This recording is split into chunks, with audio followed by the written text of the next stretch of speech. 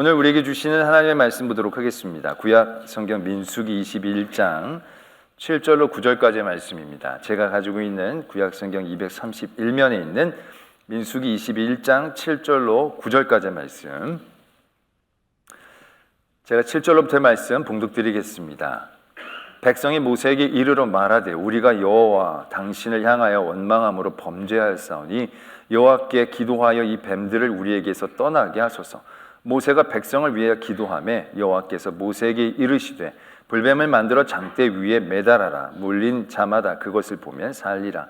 모세가 놋뱀을 만들어 장대 위에 다니 뱀에게 물린 자가 놋뱀을 쳐다본 즉 모두 살더라. 아멘. 하나님의 말씀입니다. 가데스 광야에서 모세가 에돔 왕에게 사신을 보냅니다. 사신을 보내면서 이렇게 부탁을 합니다. 우리는 원래 당신들과 같은 족속인데 조상들이 애굽으로 내려왔다가 애굽에서 애굽 사람들에게 학대를 당하여 하나님께 부르짖었더니 하나님께서 우리를 거기에서 건져주시고 우리로 하나님의 땅으로 가게 하는 여정 가운데 있습니다. 가는 동안에 이 왕의 길을 꼭 지나가야 하는데 우리가 좌로나 우로나 치우치지 않고 딱 길로만 가겠습니다. 우리가 가는 걸 허락해 주십시오. 만약 우리가 가다가 물을 먹거나 어떤 것들을 훼손할 경우에는 우리가 반드시 갚겠습니다. 우리가 아무 짓 안 하고 딱 그 길로만 지나서 하나님이 우리에게 주신 땅으로 갈 터이니 허락을 좀 해달라고 사신을 보내게 됩니다. 그랬더니 에돔 왕이 많은 백성을 거느리고 나와서 강한 손으로 그들을 막았다. 말씀은 그렇게 적고 있습니다. 충분히 이해가 되는 게 같은 아브라함의 자손이라고 하지만 수백 년 동안 교류도 없었던 가운데에서 같은 아브라함의 자손이라고 길을 열어주는 것은 너무 위험 부담률이 큰 거죠.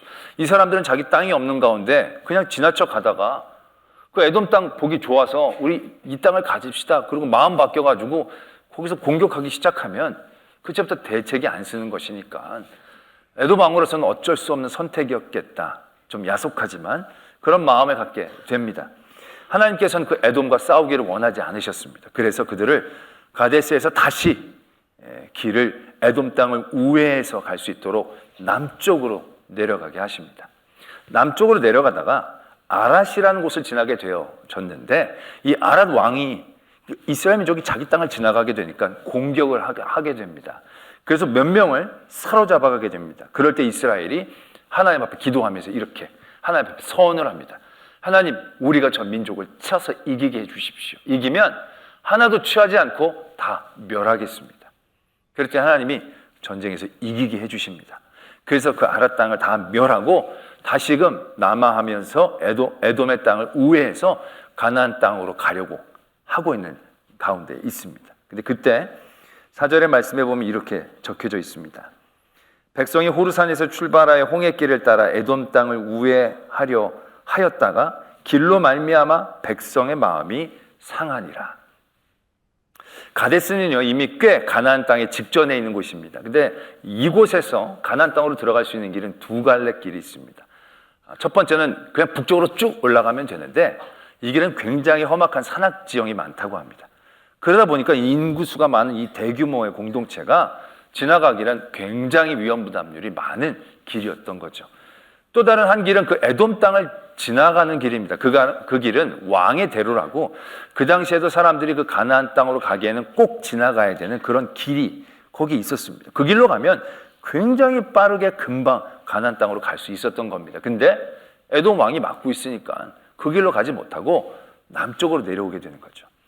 에돔 땅을 우회한다라고 했을 때 우리는 조금만 우회해서 가면 되는 것처럼 생각하지만 그들의 여정을 지도로 보면요 아마 지형적으로 그게 조금만 우회하는 길이 아니었던 것 같습니다.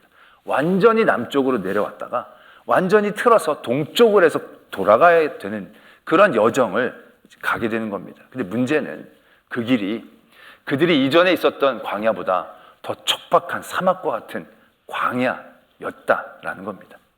그들은 이제 가데스에서 가나안 땅에 다 온 줄 알았어요. 그런데 에돔 왕이 막는다고 하나님이 돌아가라고 그래서 되돌아가는 길인데 그들은 그 되돌아가는 길에서 마치 이게 되돌아가는 게 아니라 그냥 돌아가는 것처럼 다시금 광야로 돌아가야 되는 것 같은 절망감을 느꼈을 것입니다. 더 더더군다나 아랏하고도 싸웠더니 이겼거든요. 이기고 났더니 에돔하고 안 싸우고 그냥 우회한 게 좀 억울하게 느껴질 법도 했다는 거죠. 그걸 그냥 밀고 들어가도 될 것 같은데 그걸 안 싸우고 피해가지고 이렇게까지 돌아간다는 건 이건 말도 안 되는 거 아니냐. 우리 돌아가다가 다 죽어버리겠다. 그런 절망감들을 이들이 느끼게 된 거죠. 그래서 그들이 하나님과 모세를 향하여 원망합니다. 원망의 레파토리는 거의 비슷합니다. 아니 애굽 땅, 거기에 먹을 것도 많고 물도 있는 땅이라는데 왜 거기서 우리를 끄집어내서 이 광야에서 목말라 죽게 하고 먹을 것 없어서 죽게 하려 하느냐, 이렇게 원망을 합니다. 근데 여기다가 하나 덧붙이게 됩니다. 뭐라고 얘기하느냐면 우리의 마음이 이 하찮은 음식을 싫어하노라, 이렇게까지 원망을 합니다. 이해는 됩니다. 그들이 다 왔던 것 같은데 되돌아가라 그래서 되돌아가는데 너무 그 길이 되돌아가는 게 아니라 멀찌감치 가는 길 같기도 하고, 또 만나라는 게 그들이 만나를 먹은 지가 이미 40년이 됐잖아요. 이제 가나안 땅 가면 새로운 것 먹을 줄 알고 기대하고 있었는데 또 언제 갈지 모르는 길로 돌아가게 되니까 절망감 가운데 그들의 만나가 지긋지긋하게도 여겨졌겠다. 이해는 돼요. 왜? 아침에도 만나, 점심에도 만나, 저녁에도 만나. 엄마 내일 아침에 뭐 먹어? 만나. 저녁에는 뭐야? 만나. 그 만나라는 게 가시 같고 진주 같아서 맷돌에 갈기도 하고 절구에 찍기도 하고 가마에 삶기도 하고 뭐 데쳐 먹고 갈아 먹고 튀겨 먹고 다 하지만 결국 기름 섞인 과자 맛인 거예요. 그러니까 이래도 이 맛 저래도 저 맛인 거니까 생각해보면 10년 전에도 만나 20년 전에도 만나다 보니까 이제 좀 새로운 것 좀 먹어볼까 했는데 이제 또 한참 되돌아가면서 만나 먹으니까 속도 상했겠다. 이해는 돼요. 그런데 이들의 원망과 불평은 선을 넘었어요. 왜냐하면 이전에는 똑같은 불평들 종종 했거든요. 물이 없다, 우리를 여기서 줄여 죽이려고 하느냐, 굶어 죽이려 하느냐. 근데 그럴 때마다 하나님은 그들의 불평을 채워주셨어요. 근데 이번에는요, 그들의 불평을 채워주시는 게 아니라 그 다음 말씀을 보면 우리가 잘 알다시피 불뱀을 보냅니다. 불뱀을 보내서 물려 죽어가게 만든다라는 것입니다. 하나님이 선을 넘었다라는 사인을 분명히 주고 계신 거죠. 그들이 넘은 선은 무엇입니까? 그 전에는요, 그들이 부족과 결핍에서 시작된 원망과 불평이었어요. 근데 이번에는 성격이 다르다는 겁니다. 이제는 하나님이 자신들에게 주신 그것들을 경히 여기기 시작했다는 거예요. 그걸 아주 업신 여기기 시작했다는 거예요. 이거는 하나님에 대한 어떻게 보면 굉장히 잘못한 모습이 되어진다는 거죠. 그들에게 만나라는 것이 어떠한 것입니까? 지금 이들은 40년 동안 만나를 먹으니까 우리가 이해는 되지만 그 40년 전에 그 어떤 날 처음 그들에게 만나가 주어졌을 때 그 만나의 의미는 무엇입니까? 만나의 가치는 무엇입니까? 그들이 출애굽하고 2달하고 보름이 지났습니다. 이미 그들이 싸갖고 온 음식들은 대부분 바닥이 났어요. 뭐 좀 더 갖고 온 사람도 있었겠지만 그 사람도 내놓고 먹기가 너무 미안한 그런 상황이 됐던 거예요. 숨어서 먹기에도 뭐하고 자기만 먹기에도 뭐하고 그렇게 먹어서 얼마나 더 버틸 수 있을지, 이 수백만의 사람이 이 광야에서 무엇을 먹을 것을 앞으로 구원해낼 수 있을지 그들은 굉장한 절망감이 아마 엄습해 왔을 겁니다. 하나님 앞에 부르짖고 모세를 원망했죠. 그러고 나서 그 다음날 아침에 눈을 떴더니 어떤 일들이 벌어집니까? 하얀 만나가 쫙 깔려있는 거예요. 그들이 처음 그걸 보면서 뭐라고 얘기했느냐면 이게 뭐냐? 만나란 뜻이에요. 이게 뭐냐라는 뜻이에요. 그게 그들 의미 된 거예요. 이게 뭐냐? 그 만나가 그들에게 그렇게 불려질 수 있었던 건요, 이전에도 그걸 경험해 본 사람이 없었던 거예요. 더군다나 이 광야 세월 그 이후에도 만나를 먹어보거나 경험해 본 사람은 아무도 없다는 얘기예요. 무엇을 의미합니까? 이 만나는 그 광야에 있었던 이스라엘 백성들에게 주셨던 하나님의 기적이에요. 은혜예요. 생명이에요. 그렇지 않습니까? 그들에게 만나가 없었다라면 어떻게 될 뻔했습니까? 그들에게 절망 가운데 만나는 기적처럼 찾아온 하나님의 은혜였고 사랑이었어요. 처음에 그들이 만나를 보면서 얼마나 감격하고 기뻐했겠습니까? 그 만나를 40년 동안 그들이 먹었다라는 것입니다.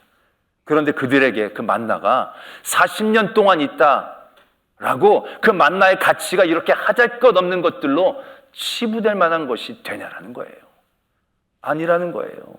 그들에게 만나는요, 여전히 기적이고 생명이에요. 어제도 있었고 그제도 있었고 10년 전에도 있었고 20년 전에도 있었다고 내일 또 있으라는 보장이 없는, 하나님이 날마다 주시는 은혜예요. 너도 먹고 나도 먹고 우리도 다 먹고 몇십 년 동안 먹었다고, 아침에도 먹었다고 내일 아침에도 또 먹을 수 있는 보장이 되어져 있는 그러한 존재가 아니라는 얘기예요. 오늘 하나님은 이 사건을 통해서 믿음의 여정을 걸어가고 있는 우리에게도 똑같은 도전을 주고 계십니다. 우리도 이러한 불평, 불만들이 생겨날 때가 많이 있을 겁니다. 우리는 이거를 일상에 대한 감사라고 생각하지만, 저는 그렇게 표현하면 너무 그 가치가 잘 표현되지 않는다라는 생각들을 하게 됩니다. 일상이라기보다는 내일 또 우리에게 확실히 주어질 거라고 보장이 없는 오늘 우리에게 누려지는 은혜들, 얼마나 그런 것들이 많이 있습니까? 근데 그런 것들 가운데서 오늘 우리는 하찮게 여기는 것들이 얼마나 많이 있느냐는 거예요. 여러분들이 숨쉬는 여러분들을 하찮게 여길 때가 많아요. 이 쓸모없는 육신 같은 이라고, 이게 아파가지고 맨날 질질 끌고. 그러나 그것이 그렇게 여러분들에게 하찮게 여겨질 만한 그러한 존재가 되냐는 거죠. 여러분들이 날마다 먹고 있는 음식, 어제도 된장찌개, 그제도 된장찌개 먹었다고 맨날 된장찌개만 내냐고 얘기할 때 그 된장찌개가 그렇게 간단한 얘기이겠느냐는 거죠. 아니라는 겁니다. 하나님께서는 오늘 이 백성들의 모습을 통하여 경계하고 계신다는 거죠. 우리에게 일상, 아니 하나님께서 날마다 주시지 않으면 없어질 만한 얼마나 많은 것들이 우리에게는 하찮은 것들로 여겨지면서 폄하되고 있는가, 그것이 얼마나 위험한 신앙의 모습인가를 깨닫게 해 주신다라는 겁니다. 그 다음에 우리가 어떤 벌을 받게 됩니까? 불뱀을 하나님이 보내십니다. 뭐 천둥 벼락이 친 것도 아니고요, 전염병이 돈 것도 아니고요, 불뱀이 갑자기 나타나는 거예요. 근데 이 불뱀이요, 어떤 불뱀들이 갑자기 온 게 아니에요. 이 불뱀은요, 광야에 흔하게 있는 뱀이에요. 드문 뱀이 아니에요. 광야에서 만나게 되는 굉장한 위험 요소 중에 하나가 이 불뱀이에요.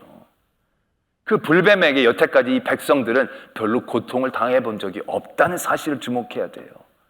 갑자기 없던 게 생긴 게 아니라 있었지만 하나님이 막고 계신 그 중에 하나님이 한계를 풀어놓으신 거예요. 한계를 내가 여태까지 막아줬는데 한번 너희도 경험해봐라, 막아주신 거예요. 그런 게 뱀만 있겠습니까? 거기 독충이 얼마나 많이 있고 얼마나 험악한 자연적인 환경이 얼마나 많이 있겠습니까? 광야에. 그런데 이스라엘 민족이 광야를 다니면서 고생한 건 먹을 거 마실 거가 대부분이에요. 춥고 덥고도 별로 없어요.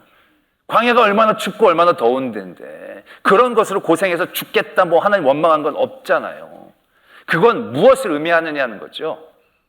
모든 사람들에겐 일상적으로 주어진 고통과 고난의 일들이 이스라엘 백성들에게는 없었다는 얘기예요. 그들은 없었기 때문에 당연히 없는 줄 알고 살았던 거예요. 그러면서 하루하루 살아가는 게 뭐 이렇게 연명해 나간 것 같고 가치 없어 보이는 것 같지만, 그 광야에서 그들이 힘들게 살아가는 그 하루하루에 하나님은 얼마나 많은 것들을 막아주고 계셨는가, 보호하고 계셨는가, 먹여주고 계셨는가. 그게 하찮은 게 절대 아니다라는 것 분명히 깨닫게 하나님이 해주신다는 거죠. 그 불뱀을 여태까지 막고 계셨다 풀어준 거예요. 안 물렸다가 여태까지 안 물리고 쫙 몰아서 물리는 거예요. 한번 깨달아라는 거죠. 저는 하나님 만나고 은혜를 받고 그래가지고 열심을 내면서 믿음의 생활하는 분들을 적지 않게 만납니다. 삶이 변화되어져서 예배 때마다 막 은혜 받고 눈물 흘리고 막 기도도 열심히 하고 봉사를 하실 때도 힘든 봉사도 너무 기쁘고 즐겁게 그렇게 하시는 분들을 종종 많이 만나게 됩니다. 근데 그러다가 그런 분들이 대부분 한 2년, 3년 열심히 하다 보면요, 표정이 갑자기 어두워지는 걸 발견합니다. 예전 같지 않아요. 그래서 뭔가 큰 문제가 있나 보다, 시험에 드셨나 보다, 이제 그런 생각을 갖고 있다가 한번 얘기를 하게 되면요, 그런 분들이 대부분 이런 얘기를 해요. 목사님 너무 답답하고 너무 괴롭습니다. 뭐가 그렇게 답답하고 괴로우십니까? 전 같지 않습니다. 뭐가요? 전에는요, 정말 예배만 드리면 찬송 부를 때부터 눈물이 나가지고요, 너무너무 예배가 은혜가 됐는데요, 요즘은 허벅지를 찔러도 눈물이 나지를 않아요. 예배가 너무 건조하고 밍숭맹숭하고 그래서 너무 괴로운 거예요. 옛날에는 기도만 하면 기도가 너무 기쁘고 별마디 안 했는데 눈 뜨면 막 1시간, 2시간씩 지나가서 내 기도하는 시간 그때가 가장 즐겁다라는 찬송이 막 인정이 되는데 요즘은 막 기도를 한참 하고 막 진짜 세계일주 다 하고 눈 떠도 20-30분밖에 안 지난 거예요. 너무너무 하나님이 내 기도를 안 들으시는 거 너무 답답한 거예요. 옛날엔 봉사해서 뭐 아무거나 해도 너무너무 모든 게 즐겁고 기뻤는데 요즘은 그거 할 생각만 하면 한숨이 날 때도 있고 힘들고 버겁고 피하고 싶은 생각이 드는 제 자신이 너무너무 괴롭다는 거예요. 이 목사님 이거 어떻게 했으면 좋겠냐는 거예요. 그러한 믿음의 자리들을 분명히 만나게 됩니다. 이스라엘 백성이 딱 이랬잖아요. 지금 잘 나가면서 이제 조금만 가면 가나안 땅인데 갑자기 되돌아가는 것 같은 거예요. 되돌아가는 게 아니라 돌아가는 것 같은 거예요. 후퇴하는 것 같은 거예요. 퇴보하는 것 같은 거예요. 그러한 믿음의 자리에서 절망하며 모든 것들이 다 하찮게 여겨지기 시작하는 거죠. 그러한 믿음의 자리에서 우리가 분명히 깨달아야 될 것이 바로 이겁니다. 우리는 이 하찮은 것을 싫어합니다. 그들이 그렇게 싫어했던 하찮은 것이 어떻게 시작되어지는가, 그 가치를 잊지 말아야 한다는 것이죠. 드려지는 예배가 눈물도 안 나고 별로 은혜도 안 되는 거고 기도가 힘들고 어렵고, 그러나 그들이 가장 처음 드렸던 예배 자리는 어떻게 시작된 예배였습니까? 그들이 처음 예배에 부름을 받고 예배 자리에 왔던 그 순간은 어떠한 자리입니까? 그 자리에는 이스라엘 민족에게 주셨던 만나와 같은 기적의 자리예요. 아무것도 아닌 나에게 하나님께서 예배 자리로 나를 불러주시고 예배케 해주신 그 자리, 그 자리는 기적의 시작인 거예요. 이 이스라엘 민족들 가운데서는 만나를 태어나면서부터 봤던 세대들이 있을 거예요. 그들이 태어나면서 아침에 일어나면 하얗게 만나가 늘 있었던 그런 시대를 살아왔던 이 사람들은 만나가 없는 건 상상을 못하는 그런 세대일 거예요. 그런 세대에게 이 만나는 정말로 늘 일상일 거예요. 맨날 아침만 있으면, 아침에 일어나면 나가면 있는 거, 그들에게는 굉장히 중요하게 여겨지지 않을 것입니다. 근데 그들이 그것을 중요하게 여기지 않는다고 만나가 중요하지 않은 것이 되는 건 아니라는 거예요. 그 첫 시작 출애굽기 하고 난 다음에 2달하고 보름 있었던 그때 굶어 죽을 뻔했던 그들에게 처음 내렸던 그 만나의 가치는 40년이 먹는다라고 바뀌는 게 아니에요. 그것이 끝나는 그 순간 그들은 똑같은 어려움으로 떨어질 뿐이에요. 그게 얼마나 귀하고 아름다운 것이냐는 거죠. 매일 먹었다고 하찮은 게 아니에요. 늘 있을 것 같아서 없인 여길 만한 것들이 아니라는 거예요. 내가 예배를 드리면서 눈물이 안 난다고 그 예배가 가치 없고 하잘것 없는 예배가 되는 건 아니라는 거예요. 내가 기도할 때마다 기쁨이 없고 기도할 때마다 응답도 없는 것 같고 기도할 때마다 힘들다고 그 기도 자체가 하찮은 것이 되는 게 아니라는 거예요. 내가 여긴다고 그게 그런 거야 아니라는 거예요. 그것이 우리에게 처음 주어졌을 때 하나님이 우리에게 예배 자리를 허락하시고 하나님이 우리에게 기도하게 하셨을 그 자리, 그 자리의 시작은요 기적이었고 은혜였고 생명이었다는 거예요. 그 기적과 은혜와 생명은 여전히 우리의 삶의 자리에 유지되고 있는 거예요. 하나님이 만나를 그들에게 주셨던 그 마음처럼 지금 우리가 은혜를 못 받는 예배, 기쁘지 않는 기도, 즐겁지 않은 봉사 헌신 그 자리, 내가 그렇게 느낀다고 하찮은 것, 내 입에 익숙하다고 하찮은 것이 아니다라는 걸 분명히 깨달아야 한다라는 얘기죠. 제가 우리 교회 처음 부임하고 한 5년 정도요, 교회가 아주 놀랍게 부흥을 했습니다. 한 해 1,000명씩 늘어나기도 하고요. 제가 그때 야 이러다가 우리도 순복음교회처럼 어떻게 되는 거 아닌가 걱정이 되는 거예요. 이게 교회를 얼마나 더 사다가 늘려야 될지 알 수가 없는 거예요. 그럼 뭐 너무너무 부흥이 되니까 두려울 정도였어요. 그러다 이제 정신을 차렸어요. 뭐 처음에 한 5년은요 뭐 더 부흥식 이런 생각이 아니에요. 한 주 한 주 살아남아야겠다 이런 생각으로 그냥 최선을 다했을 뿐인데 그렇게 교회가 하나님께서 은혜를 주신 거거든요. 그래서 그 다음엔 정신 차리고 이제 이 은혜가 은혜되게, 이 은혜가 더욱더 하나님의 역사가 되게 해야겠다. 그 정신을 차리면서 이제 보다 더 성숙한 자리로 나아가려고 작정을 하고 갔더니 그때부터 정체가 되기 시작하는 거예요. 사스가 오더니 메르스가 오더니 주 5일째가 정착이 되더니 그때부터는 연휴만 되면 사람이 듬성듬성 비는 거예요. 날씨만 좋으면 듬성듬성 비는 거예요. 그래서 내가 그때 주일날 비가 오게 해달라고 기도한 적이 내가 여러 번 됐어요. 이 봄, 가을에 햇볕 뜨는 주일, 주말과 주일은 대단한 공포심으로 나에게 다가오기 시작하는 거예요. 그러다 제가 어떤 경험을 하느냐 하면 예배 딱 왔는데 듬성듬성 비기 시작하면 실망이 되는 거예요. 오늘 왜 이렇게 사람들이 빠졌나? 왜 이렇게 적게 오나? 나는 열심히 노력했는데 왜 사람들이 이렇게 안 오나? 그러다 보니까 그 예배에 힘이 빠지기 시작하는 거예요. 아유, 이렇게 와가지고 뭐 되겠나? 이게 무슨 순복음교회 무슨 순복음 이래가지고 그렇다 싶으면서 이게 예배마다 기쁨, 즐거움 그런 게 없어지는 거예요. 그러다가 코로나가 터진 겁니다. 저 때문에 코로나 터진 건 아니라고 생각합니다. 이제 저 같은 사람이 많으니까 하나님이 그 코로나를 이렇게 주셨다고 생각하는데 그러고 나서부터 완전히 바뀌었죠. 처음에는 코로나 터져서 뭐 전처럼 매수처럼 되겠거니 했는데 사람들이 듬성듬성 빠지기 시작한 겁니다. 이제 웬만하면 예배를 드리지 말라라고 권고한 거예요. 그러기나 말기나 우린 그냥 예배를 드리긴 드렸죠. 그때 그 다음에 구청에서 오고 막 경찰서에서 오고 신문사에서 오고 막 그러더니 나라에서 아예 예배를 모여서 못 드리게 규제를 하게 된 거죠. 그러면서 진짜 아무도 없이 여기서 예배 최소한의 인원만, 특순할 수 있는 최소한의 인원들만 가지고 예배를 드리기 시작한 거죠. 저만 그렇게 느끼지는 않았을 것입니다. 그때부터 예배가 어떻게 되어지는 건지, 예배가 어떻게 이해되어져야 하는 건지가 분명해지기 시작한 거죠. 그전에는 한 몇천 명의 기준에서 몇 명 빠지면 그 예배는 기가 빠지는 거예요. 근데 그게 아니에요. 한 사람 한 사람이 모여서 그런 예배가 이루어지는 거예요. 작게 모인다고 하찮은 예배가 아니라 그 예배 모인 한 사람 한 사람이 하찮은 존재가 아니라 그 귀한 영혼이고 기적 같은 일이었다는 얘기죠. 우리가 다시 이렇게 모여서 예배를 드릴 수 있을 거라고 그때 상상하기 쉽지 않았잖아요. 근데 또 오늘 우리는 이러한 기적의 자리에 서게 되어진다는 거죠. 근데 우리는 또 어떻게 됩니까? 이러한 일들이 반복되어지자 또한 이런 일들이 굉장히 하찮게 여겨지게 되어지는 위기 가운데 우리가 있다는 것을 우리는 또한 깨닫게 되어진다는 것이죠. 보면 이제 이 백성들이 불뱀에게 물려가지고 다 죽어가니까 하나님 앞에 살려달라고 잘못했다고 이제 회개를 하죠. 그랬더니 하나님이 모세에게 치료 방법을 이렇게 내려주십니다. 뱀을 모형으로 만들어서 장대에 매달아서 둬라. 그리고 그걸 보면 낫게 하겠다. 그래서 이 모세가 놋뱀을 만들어서 장대에다 매달아가지고 보게 했어요. 그랬더니 말씀에 뭐라고 적혀있느냐면 뱀에게 물린 자가 놋뱀을 쳐다본 즉 모두 살리라. 다 살았다는 거예요. 여러분, 전 이 대목이 놀라운 거예요. 왜냐하면 너무 간단하잖아요. 이들이 죄를 졌고 잘못을 저질러서 벌을 받은 거예요.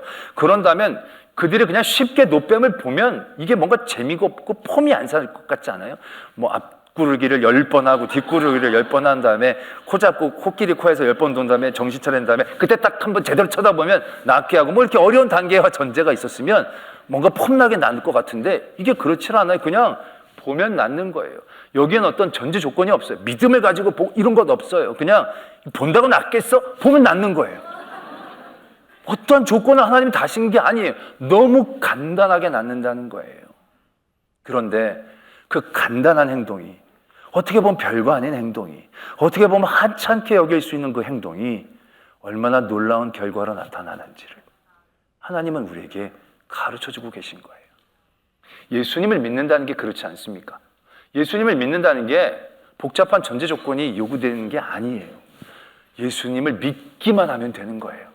이게 얼마나 놀라운 은혜인지 모릅니다. 그가 아무리 죄의 자리에, 더러운 자리에, 추악한 자리에 있다 할지라도 그 어떤 자리에 있다 할지라도 그 자리를 벗어나는 전제 조건, 그 자리에서 깨끗하게 하는 어떠한 조건이 제시된 게 아닙니다.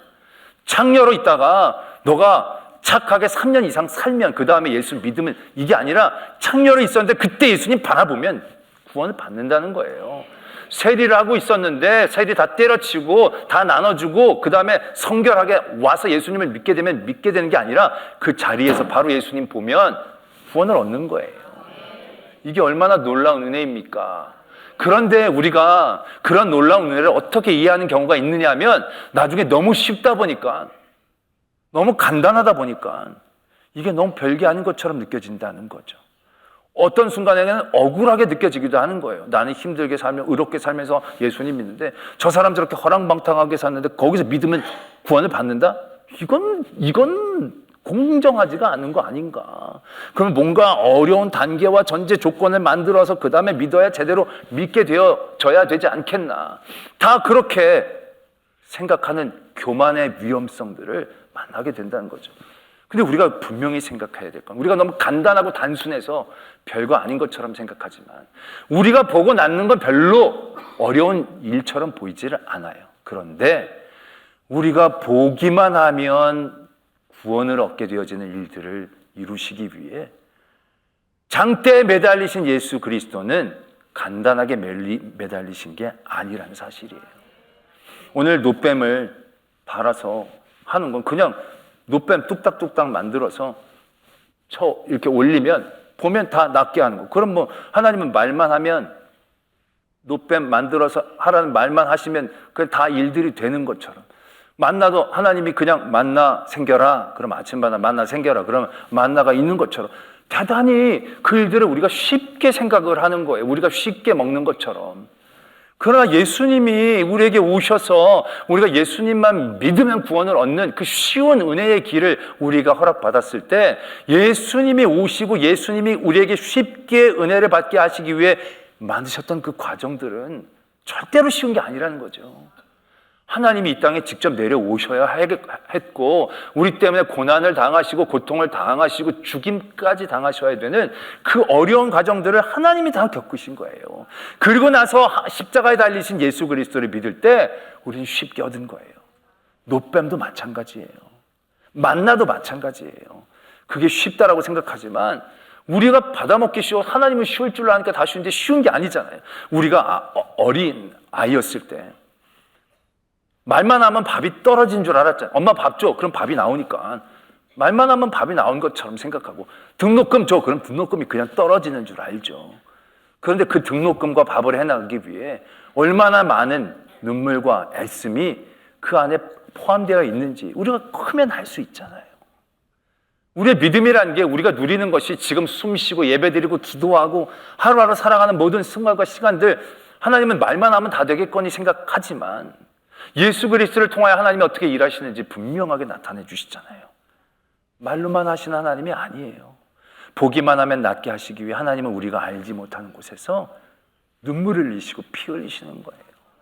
만나를 우리에게 주시기 위해 말로만 하시는 게 아니라 그 말 가운데 우리의 사랑을 주무시지도 졸지도 아니하시고 눈동자처럼 우리를 바라보시면서 우리에게 주시는 그 하나님의 깊고 무한한 사랑과 애씀과 열심이 있어야 우리가 그 만나를 누리는 거고, 우리가 예배를 드릴 수 있는 거고, 보기만 해도 구원을 받을 수 있게 되어진다는 것을 이제는 깨달아야 되지 않겠느냐. 맨날 준다고 이게 뭐냐고 하찮은 거 이제는 지긋지긋하다고, 이 얼마나 끔찍하고 위험한 일이냐라는 것을 우리는 오늘 발견해야 한다는 것입니다. 때문에 여러분들의 지금의 믿음의 여정이 되돌아가는 일 경우가 있습니다. 이게 뭔가 열심히 했는데 다시 광야? 이거 끝이야? 이거 언제 끝이나? 이거 정말 밑도 끝도 없는 건 아니야. 이게 뭐 예배가, 기도가 뭐 이게 다 쓸모없고 소용없는 거, 그런 유혹과 미혹 때문에 넘어가지 않기를 바랍니다. 여러분들이 드려지는 예배 아무리 눈물 안 나고 지금 은혜가 안 돼도 하찮게 여길 게 아닙니다.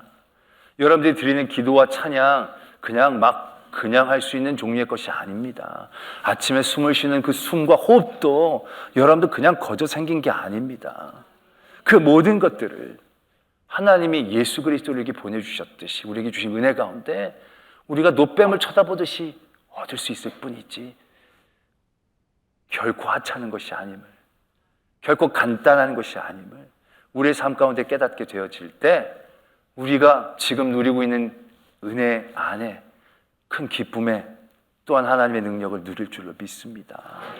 만나가 뭐야가 아니라 만나를 또 주셨네, 만나를 또 주셨네. 그런 힘든 광야의 길에서도 그 기쁨과 그 감사함으로 하나님의 가나안 땅에 올라가는 그 믿음의 여정들 함께 다 같이 가기를 소망합니다. 기도하겠습니다. 오늘 말씀을 생각하며 여러분들이 하찮게 여겼던 여러분들의 은혜의 자리들은 없습니까? 하찮은 것이 아닙니다. 그것을 주시기 위해 얼마나 많은 눈물과 땀과 애씀으로 우리에게 베푸신 은혜인지 다른 사람들과 비교할 게 아닙니다. 내게 주신 그 은혜가 내게 너무나 큰 은혜임을 다시금 깨닫고 고백하며 기쁨과 감사함으로 우리의 믿음의 여정을 나아가게 하여 주시옵소서. 이런 마음으로 기도드리겠습니다. 사랑의 하나님 아버지, 오늘도 우리와 함께 하시고 우리를 지키시고 인도하시고 쉬운 줄 알아 간단한 것입니다. 늘 우리에게 베풀어 주는 것입니다. 아버지, 그것이 얼마나 놀라운 은혜인지 다시금 깨닫게 해 주시옵소서. 역사해 주시옵소서. 아버지 앞에 나갑니다.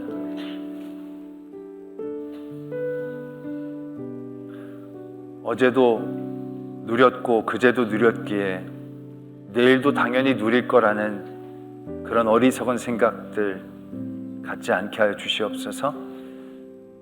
내일 보장되어 있지 않은 그러나 당연하다라고 생각하는 수없이 많은 하나님의 은혜들, 만나와 메추라기와 불뱀으로 막아주시고 독충으로 막아주시고 구름기둥으로 막아주시고 불기둥으로 막아주신 이 모든 것이 얼마나 기적같은 일인지 깨닫게 하시고 그것을 하찮게 여기는 그러한 어리석음보다 그것에 대한 기쁨과 감사로 또 하루하루를 살아내게 하실 때 돌아가는 길이 아니라 되돌아가는 길로 하나님의 복된 그 땅으로 함께 나아갈 수 있는 저희들 다 되게 하여 주시옵소서. 믿사오며 예수 그리스도의 이름으로 기도드립니다. 아멘.